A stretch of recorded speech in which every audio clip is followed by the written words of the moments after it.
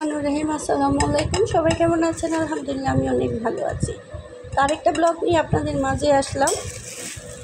অনেকগুলো বাজার করানো হলো, চিনি, চা পাতা, জ্যাম, আমগুলো এখানে রাখছি। এখানে অনেকগুলো তরকারি আনা গেছে, তরকারিগুলো সবগুলো ফ্রিজে রাখতে হবে।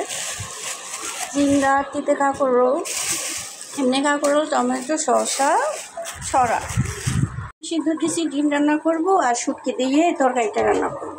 বোনা দিয়ে দিয়েছি, ডিমগুলো আস্তে আস্তে বোনা হয়ে যাক। তো আজকে টমেটো সস দিয়ে একদম মাখা মাখা করে ডিম রান্না করব।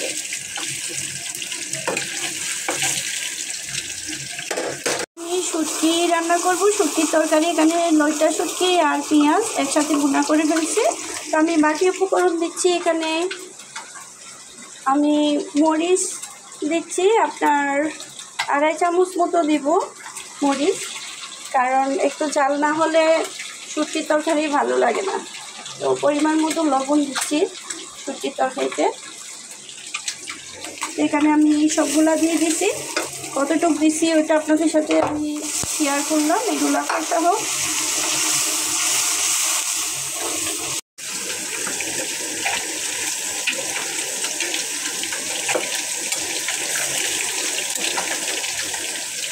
আমি এখানে সব তরকারি দিয়ে দিচ্ছি, আলু, টমেটো, বেগুন।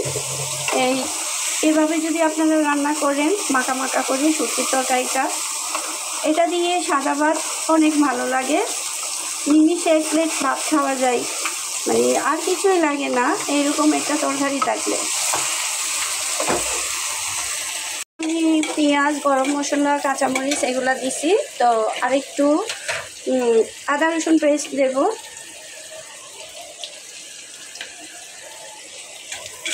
আজকে আমার বড় ছেলের কাছে নাকি টমেটো সস দিয়ে ডিম খেতে ইচ্ছে করতেছে। ওর বাহানাটা আমার রাখতেই তো হবে। মাদের একটা কাজ, বাচ্চারা কী খায়, কী পছন্দ করে, এই জিনিসটা মাদের অনেক খেয়াল রাখতে হয়। তো আজকে আমার ছেলেটা অনেক আবদার করতেছে, তাই আমি এই রান্নাটাই করতেছি। বিশেষ করে আপনাদের সাথে শেয়ার করতেছি, আপনাদেরও ভালো লাগবে, ট্রাই করতে পারেন। এখানে আমি ধনিয়ার গুঁড়া দিচ্ছি 1 চামচ, 1.5 চামচ পরিমাণ আমি লাল মরিচের গুঁড়া দিচ্ছি। তারপর 1 চামচ হলুদের গুঁড়া দিচ্ছি, পরিমাণ মতো লবণ দিচ্ছি। এগুলো একটু কষাই নিই, তারপর আমি টমেটো সসটা অ্যাড করবো। এখানে অ্যাড করতেছি এখানে একদম এই বেশি করে টমেটো সস দিয়ে আপনি মাখা মাখা করে ডিম রান্না করলে অনেক মজা হয় কিন্তু। তো আমি ডিমগুলো দিয়ে একটু মাখা মাখা করে ঝোল দিছি। এগুলা হয়ে গেছে, ডিমটা হয়ে গেছে আমার। এভাবে যদি রান্না করেন আপনারা খেতে অনেক ভালো লাগবে, ট্রাই করতে পারেন।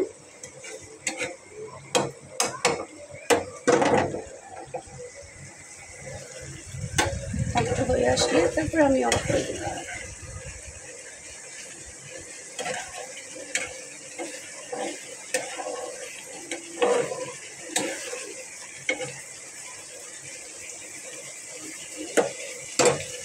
আমি অফ করে দিচ্ছি চুলাটা। আমার ডিম রান্না শেষ, এখন আরেকটা তরকারি বাকি আছে শুধু। আমি ধনেপাতাগুলো দিয়ে দিচ্ছি। এখন আমার রান্না শেষ, শুটকির তরকারি।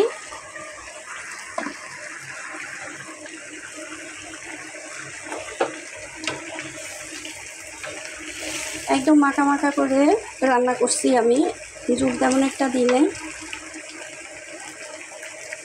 এগুলো মিক্স, আসলে সব সবজি একসাথে রান্না করলে অনেক মজা লাগে।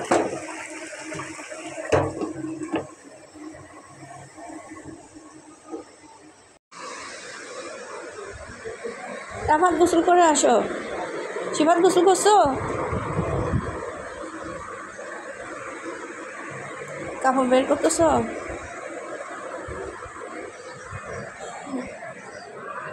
বাইরে মেঘ মেঘ করছে, রোদ উঠছে আজকে, অনেক সুন্দর।